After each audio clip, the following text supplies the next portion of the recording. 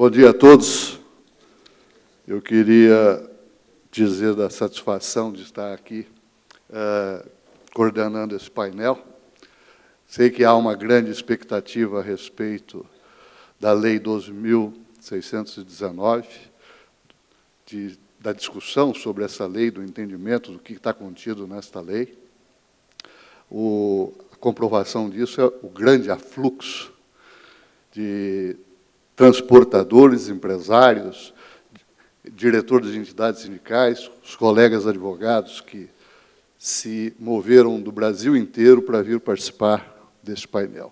Então, a responsabilidade minha, do Narciso e da Judete é muito grande, né?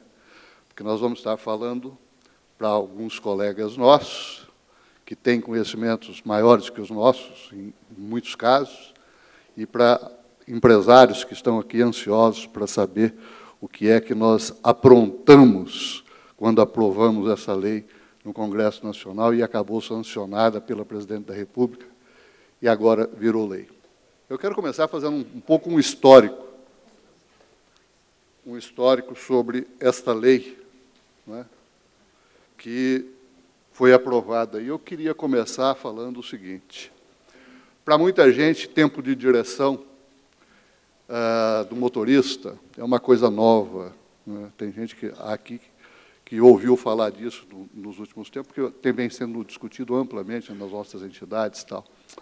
Mas, para a NTC, eu queria assinalar dois momentos importantes a respeito da construção dessa lei. Para a NTC, isso desde 1996, existia no Congresso Nacional, foi apresentado no Congresso Nacional pelo Presidente da República, pela iniciativa do Executivo, então, presidente Fernando Henrique Cardoso, um projeto de lei PL 260, que dispõe sobre o tempo de direção do motorista de caminhões e ônibus trafegando em rodovias. Esse projeto tramitou no Congresso Nacional durante quase 12 anos, acabou sendo aprovado na Câmara e no Senado. Depois de aprovado, foi ao Presidente da República, aí já no governo Lula, em 2007. Ele estava viajando, o vice-presidente era o José de Alencar, estava no exercício da presidência, vetou integralmente o projeto. 12 anos de trabalho e de discussão. Era inicialmente um projeto que tratava de jornada de trabalho do motorista. Nós conseguimos convencer e demonstrar que jornada de trabalho do motorista só se aplicaria ao motorista empregado, dizer que era importante que se transformasse, ele acabou sendo modificado na Câmara, através de um substitutivo, como uma alteração do Código de Trânsito, para então se aplicar também aos autônomos, o controle do tempo de direção. Foi à Presidência da República e foi vetado. Um outro marco importante a respeito dessa discussão toda é uma ação civil pública que teve início em 2007, dezembro de 2007, lá em Rondonópolis. Está aqui o pessoal do Mato Grosso, que se lembra muito bem. Estivemos lá, o José Hélio, representando a CNT, e eu como assessor jurídico da CNT, porque o sindicato das empresas de transportes lá do Mato Grosso recebeu uma citação e a CNT também recebeu uma citação para responder a uma ação civil pública do Ministério Público do Trabalho, que naquela oportunidade queria estabelecer um controle de jornada de trabalho do motorista, e conseguiu uma liminar de um juiz do Mato Grosso dizendo que o Brasil inteiro teria que controlar a jornada do motorista através de papeleta. Então, esta iniciativa do Ministério Público é um outro marco importante na construção dessa lei, e todo mundo aqui sabe por quê, né? Porque lá em Santa Catarina teve ação civil pública, no Rio Grande do Sul teve ação civil pública, em São Paulo tiveram várias ações do Ministério Público contra as empresas, no Rio de Janeiro, Minas Gerais. Então, começou a pipocar a ação do Ministério Público contra as empresas por controle de jornada, questão do autônomo, e o cerco foi se fechando, exigência de assinaturas de TAC, termo de ajuste de conduta, nós sempre orientando, dizendo que não se deve assinar termo de ajuste de conduta, e o Ministério Público, lá em Brasília, a estação de Rondonópolis, acabou essa liminar sendo cassada, a ação sendo transferida para Brasília, o Ministério Público em Brasília discutindo, a ação queria que fizéssemos lá um acordo nesta ação, e nós dizíamos para ele, olha, acordo nesta ação nós não fazemos, não assinamos TAC de jeito nenhum, a CNT não pode assumir essa responsabilidade perante o Brasil inteiro, o que nós queremos queremos resolver essa situação? Queremos sim. Nós já tivemos uma lei tramitando no Congresso Nacional, dispondo sobre tempo de direção, queremos resolver isso através de uma solução legislativa. E essa questão, então, como o cerco vinha se fechando, não é, ela passou, então, a ser mais amplamente discutida. E nós, então, fomos ver, no Congresso Nacional, tinha 29 projetos tratando dessa questão.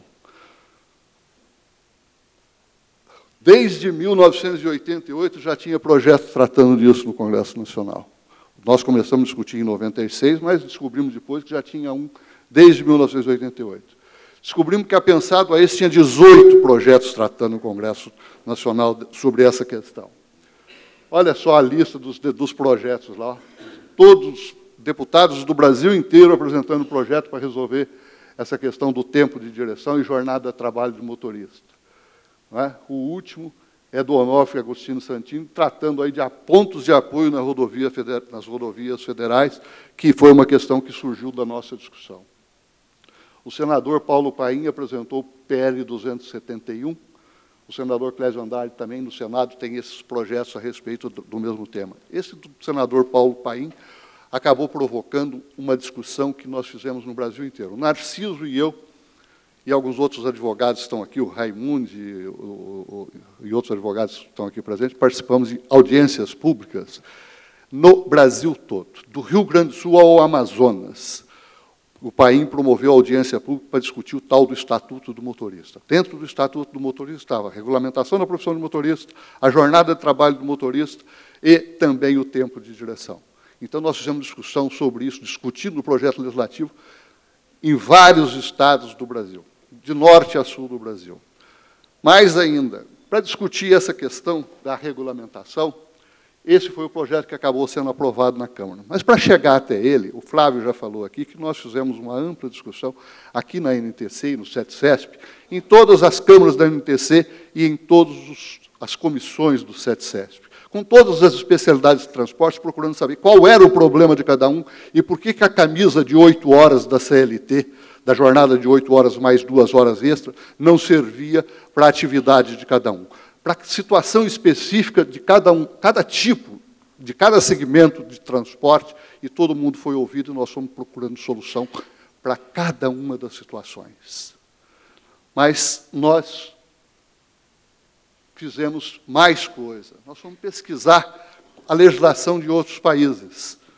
Não satisfeitos só de ouvir aqui o empresário, nós fomos ouvir também, fomos procurar também como é que essa coisa se resolveu em outros lugares. Na Comunidade Europeia, desde 85, tem controle sobre jornada de trabalho e tempo de direção. 45 horas consecutivas, 36 horas consecutivas, descanso de 24 horas e reduções compensadas na terceira semana. Eles mudaram em 2005, em 2 semanas consecutivas, os motoristas devem gozar pelo menos 2 períodos de descanso semanal de 45 horas consecutivas, seguido de outro de 24 horas. Lá se regula muito mais pelo descanso do que pelo tempo de direção.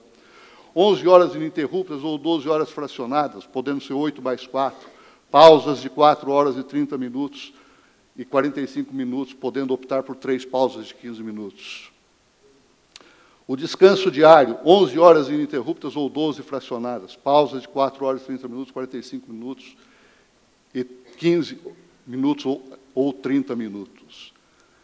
Em tempo máximo de direção na Europa, 74 horas em 85, 56 horas em 2005. Penalização, nós fomos verificar lá, a penalização em 85 era do condutor, em 2005 passou a ser do proprietário do veículo. O controle lá, como é feito, pelo tacógrafo em 85, em 2005, controle eletrônico ou registro manual.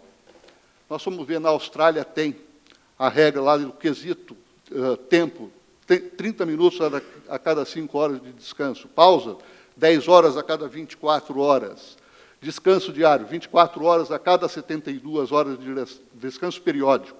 Né? O descanso diário é o de 10 horas. E o controle, na Austrália, livre de bordo. Os Estados Unidos têm a preocupação com essa questão desde 1939. Nós começamos em 1996. Tempo máximo de direção nos Estados Unidos, 11 horas. Jornada máxima, 4 horas on duty dentro do veículo. Descanso mínimo entre jornada, 10 horas. Descanso em cabine no leito, mínimo de 8 horas consecutivas, podendo ser mais 2 horas consecutivas no leito ou fora dele. Tempo máximo de direção de 60 horas em 7 dias, ou 70 horas em 8 dias de trabalho, dá uma média abaixo de 8 horas e 45. Descanso periódico de após 7 e 8 dias, 34 horas, 10 mais 24. Registro por meio de livros de bordo. Nós somos, nos Estados Unidos, sem exceções, eles regulam, tem essa regra geral, e depois tem exceções. Na curta distância, até 100 milhas, pode ser usado no controle um cartão time card ou papeleta time sheet. Representam metade da frota, mas se envolvem apenas 10% dos acidentes, esses veículos. Para motoristas que operam com derivados de petróleo, transporte de água, materiais, equipamento de construção e descanso periódico, fica reduzido para 24 horas o tempo de descanso. E em condições adversas de direção, o motorista pode dirigir até 13 horas, desde que a jornada não passe de 14 horas.